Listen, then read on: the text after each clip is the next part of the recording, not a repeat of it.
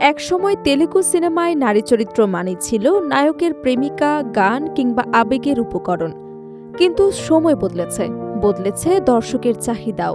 সেই পুরনো ধারণাকে ভেঙে এবার ইতিহাস গড়েছে একজন নারীকে কেন্দ্র করে নির্মিত একটি সিনেমা। মুক্তির মাত্র ৯ দিনেই ছবিটি ছুঁয়েছে নতুন বক্স অফিস রেকর্ড, আর সেই সাফল্য এখন পুরো দক্ষিণী চলচ্চিত্র অঙ্গনের সবচেয়ে আলোচিত বিষয়। প্রমাণ হয়ে গেছে একটি শক্তিশালী গল্প আর দুর্দান্ত অভিনয় থাকলে একজন নায়িকাও একাই বক্স অফিস কাঁপিয়ে দিতে পারেন। সেই ইতিহাসের কেন্দ্রবিন্দুতে রয়েছে জনপ্রিয় অভিনেত্রী সামান্থা রুথ প্রভু। তার অভিনীত এবং প্রযোজিত মা ইন্তি বাঙ্গারাম মুক্তির পর থেকেই দর্শকদের মধ্যে দারুণ সাড়া ফেলেছে। শুধু সমালোচকদের প্রশংসাই নয়, বক্স অফিসেও একের পর এক সাফল্য অর্জন করছে ছবিটি।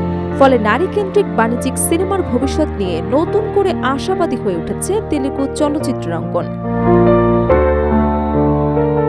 প্রথম সপ্তাহের দুর্দান্ত পারফরমেন্সের ধারাবাহিকতায় দ্বিতীয় সপ্তাহেও শক্ত অবস্থান ধরে রেখেছে সিনেমাটি।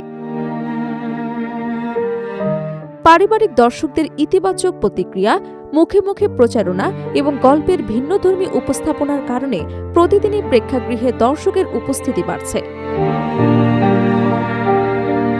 মুক্তির অষ্টম দিনে শুধু ভারতেই ছবিটি প্রায় 4,65,00,000 রুপি আয় করেছে। এর ফলে ভারতীয় বক্স অফিসে ছবিটির মোট আয় 40 কোটি রুপির গণ্ডি পেরিয়ে যায়। একই সময়ে আন্তর্জাতিক বাজার মিলিয়ে সিনেমাটির মোট আয় দাঁড়িয়েছে প্রায় 65 কোটি রুপি। দর্শক উপস্থিতির পরিসংখ্যানও ছবিটির জনপ্রিয়তার প্রমাণ দিচ্ছে। অষ্টম দিনে গড় অকুপেন্সি ছিল 35.62%। সকাল থেকে রাত পর্যন্ত প্রায় প্রতিটি শোতে ছিল উল্লেখযোগ্য দর্শক উপস্থিতি। বিশেষ করে অন্ধ্রপ্রদেশ এবং তেলেঙ্গার বিভিন্ন প্রেক্ষাগৃহে ছবিটি এখনও দর্শকদের প্রথম পছন্দের তালিকায় রয়েছে। নবম দিনেও সেই সাফল্যের ধারা অব্যাহত থাকে। প্রাথমিক তথ্য অনুযায়ী এদিন ছবিটির গড় অকুপেন্সি বেড়ে 39.44% পৌঁছায়। সকাল, দুপুর এবং সন্ধ্যার শোতে দর্শক উপস্থিতি ছিল যথাক্রমে 21.92%, 41% এবং 42%, সর্বশেষ 15%।